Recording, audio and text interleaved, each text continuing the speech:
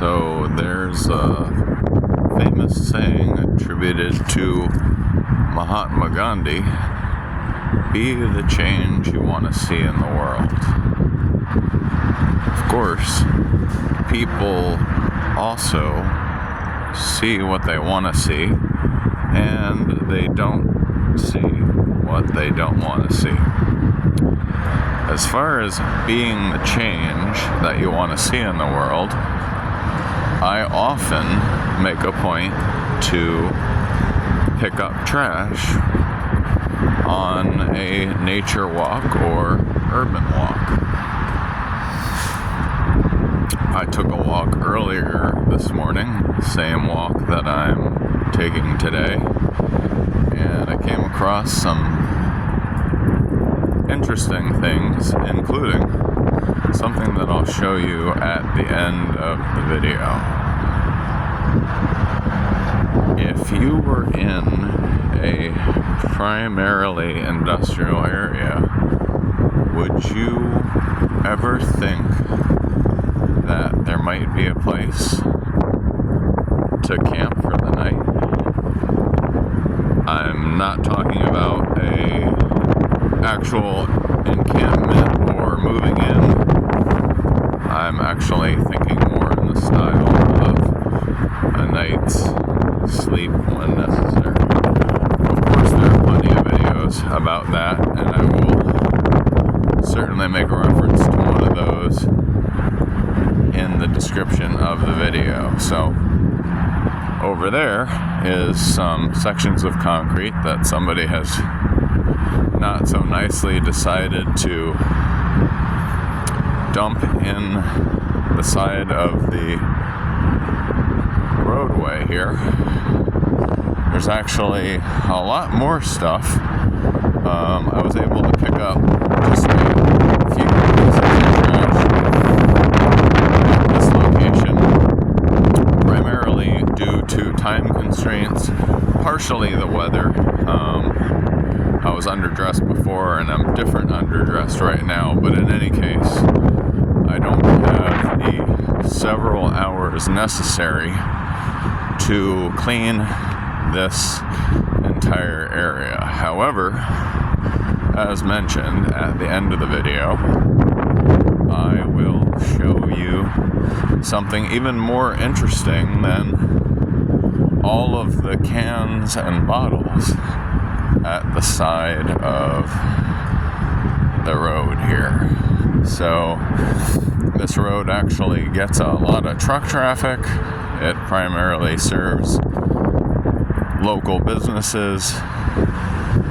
It's not the main thoroughfare that most of the trucks actually use for getting to and from their origin and destinations, but it's accessed by the trucks that are delivering to the local businesses on the street. So you can see here that there are an awful lot of beer cans,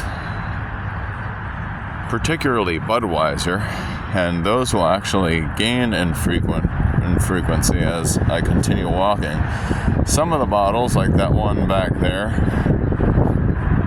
very well could be the original liquid. Some of them, it certainly could be something else. Anyway, this is interesting right here. I guess there was a tree that came down, and there is a sign sticking up right here, or actually a sign post, and it's still pretty well attached. Doesn't look like it's probably going to impale somebody very easily, but slight hazard. Bunch of little bits of plastic in there. More Budweiser cans. That is, what is the slogan? It's not the beer that made Milwaukee famous, obviously. America's beer. Geez, I haven't looked at a can of Budweiser up close in so long, except for trash. So, well, let's just look and see what. Here we go. Budweiser, king of beers, king of people leaving their trash behind, apparently. So, in any case, as I was saying, I think if somebody was motivated, this I thought was interesting right here. There's actually cans in this area that are so completely disintegrated. I don't know if that's just from the weather or possibly animals, but the cans are really starting to disintegrate, maybe just from being out in the elements. But instead of looking like a attractive sculptural art project, actually starting to turn into raw aluminum, perhaps. But anyway, so I was actually thinking that if someone had the desire to help clean the environment, they could actually pick up these aluminum cans. I know there's a location, and probably lots of locations along rivers in Arizona and other places where people go kayaking or whatever, and people collect the aluminum cans that end up at the bottom of a stream or river or whatever, especially if it's attached to a reservoir. And when the dam stops releasing water for the season, they'll come and collect all the aluminum cans and make a nice little chunk of change doing that. I don't think anybody's becoming rich or wealthy just from that one instance, but in any case, it's sort of free money. In places like California, Michigan, Connecticut, they actually have deposits. I think California it's 5 cents, some places it's up to 10 cents or whatever, but there's certainly a lot of incentive for people to clean up the cans and get them disposed of or dropped off for recycling, as it may be. So there's a can right there. One of the ones I was mentioning. I mean, what happened to this can? It's, I don't know, maybe somebody is just aggressive with their can after they polish off their beer at the side of the road. I'm guessing that a lot of these were polished off while the person was drinking the beer rather than just disposing of the cans. But I don't know. Maybe let me know in the comments what you think happened to those cans, whether they were torn apart by the drinker, or here's another one. That is, I definitely found some modern artifacts earlier today. Found a glass bottle from what was probably Genesee beer. I'm not even sure if they make that anymore, but the bottle might be, I don't know, 30 to 50 years old. Okay, we still got more cans here. This is probably not the most exciting can collection that anyone has ever seen, if anyone has ever seen a great can collection. That plastic bag right there from the True Melt actually is double lined, I think, and makes a great bag to pick up trash or recycling.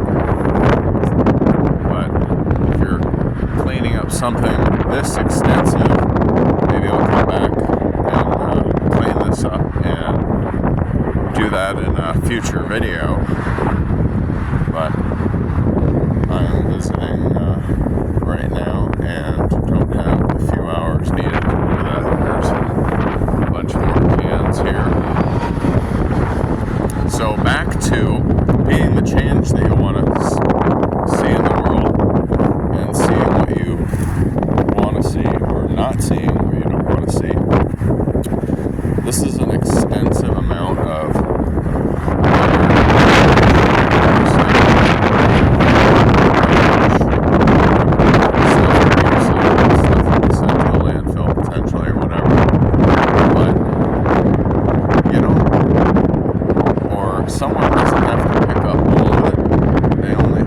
pick up a small amount of it. See through there, some more trash through the fence there. Here's where there's oodles and oodles of cans. So it's a good idea for people to, and I will throw out a tip if you're a truck driver or somebody who needs to fill a bottle while you're out and about.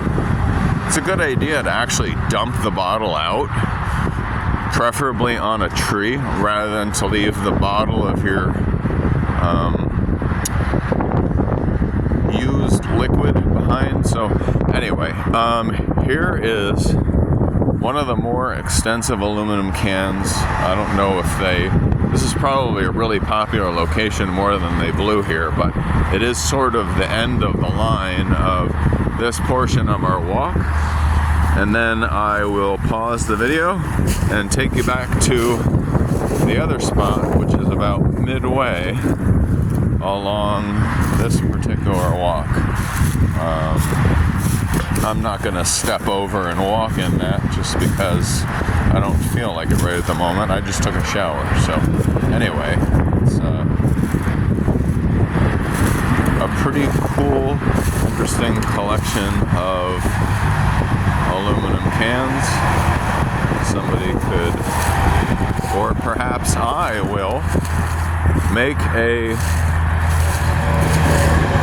couple of quarters or whatever. I don't know the number of cans per dollar or per cent, but if you're cleaning up stuff like this, may as well actually collect the money to get it recycled, because if you're doing it as a volunteer and you're not making any money, well, you might make a little bit of money recycling the cans. So okay, as soon as I get up to the telephone pole here, I will pause the video, and the video will continue at the entrance to the fence. And here we go. Please hold. Alright, I have to continue recording because I was not expecting to see this in the great state of New Jersey, but there was a really beautiful green lizard, also known as in the Squamata family. And let's see if, man, he is gone. He undoubtedly went into this pile of leaves because he's not used to seeing large people in high vis. So he's gone. So my apologies. You're not going to see the cool green lizard that I saw. Pretty fascinating considering that I don't think I've seen a lizard in New Jersey in many years. But in any case, pausing the video once again. Okay, before we get to the fence, what do you think of this American flag? Is it showing respect to our great republic, or does it need to be replaced? Feel free to let me know in the comments, and pausing once again. Okay, as promised, we are here at the immense fence, or I should say the immense break in the fence.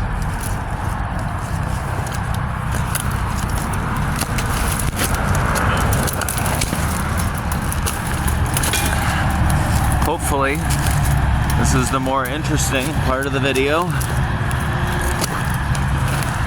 as it is going to be the finale. So we step through the brush here.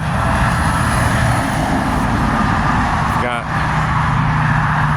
nice wooded area. Got a busy freeway. Won't be saying which freeway. Here's something interesting. This is a can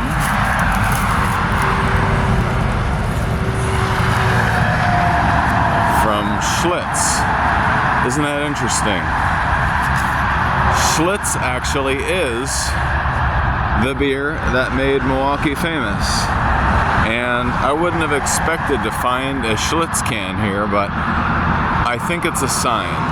Let me know in the comments if you think it was a sign. Actually, there's not even a whole lot of debris in here. If you look, not a lot of people passing through here. There's another bottle. I believe that one's Anheuser-Busch. We'll leave that one for nostalgia. Might be some spiders living in that or whatever. It says, here we go. It says, please don't litter. So there you go. There very well may be some critters living in that, and or somebody might want to collect that as a souvenir when they venture out here. I'm gonna keep the Schlitz can for right now. How did I get over here? I know, I went around the other way. So if we step back through here, another Anheuser-Busch bottle, not broken either. So walk through here. Of course, this is still winter, so during the summer, this would be potentially all green and even more cover if somebody wanted to, say, sleep with their sleeping bag and a tarp. That would certainly be an option. Get way down here on the ground. And now we're standing again. So if somebody had some camo or a dark tarp and a nice sleeping bag. I just booked a hotel room for tonight, and I've never quite ventured out to this type of camping. It's right next to the freeway. Might not be the best for air quality. Obviously there's some noise, but the noise could be soothing to people who are used to an urban noise environment. You can actually get city sounds as on your sleep apps and relaxation apps. So there's another bottle here. This one does not have anything living in it, and I can't tell. Let's see.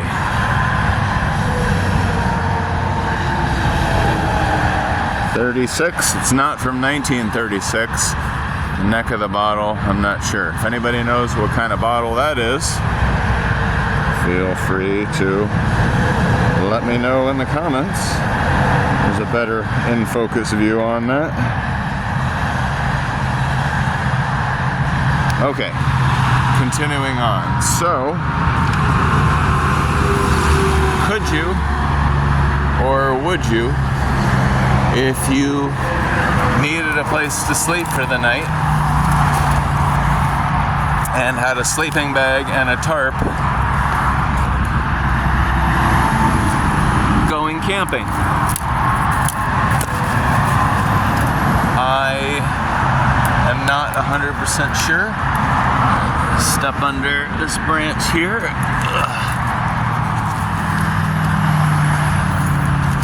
It's not easy to get to, but that could certainly work in your favor if you wanted to be undisturbed. I know some people are not crazy about camping at campsites or even national parks and stuff like that. I have a friend of a friend that was camping at Yosemite and apparently had their dog with them, and in the snow. The dog was barking in the middle of the night and kind of woke up, investigated. Anyway, the next morning, apparently, when the camper woke up, there was actually footprints that weren't from them going to and from the tent. So, and the snow indicated that. So here, it seems like you would be pretty safe and undisturbed. And we're going to end the video with me right at the fence. It's going to take me a minute to get through, so I'll just go ahead and end it right here. We've got the wilderness and the freeway there, and we've got the outside world, aka civilization, right there on the other side. If you actually got to this point, thanks for watching. Appreciate any likes or subscribes. I'll try and continue to post interesting, odd, random, and original content that you may or may not enjoy. Thanks again. Bye-bye.